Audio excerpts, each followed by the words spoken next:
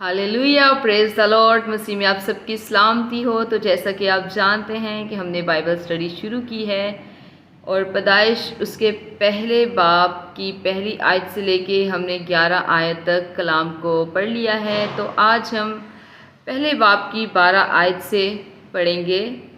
तो खुदावंद के पाक कलाम में यूँ लिखा है, तब ज़मीन ने घास और बूटियों को जो अपनी अपनी जिन्स के मुआफिक बीज रखें और फलदार दरख्तों को जिनके बीज उनकी जिन्स के मुआफिक उनमें हैं उगाया। और खुदा ने देखा कि अच्छा है। और शाम हुई और सुबह हुई, सो तीसरा दिन हुआ।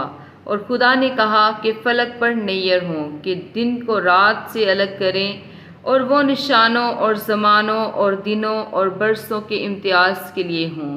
खुदावंद का पाक कलाम पढ़े जाने और सुने जाने पर खुदावंद की ख़ास बरकत आप सब पे हो। खुदावंद का शुक्र हो। तो मज़ीद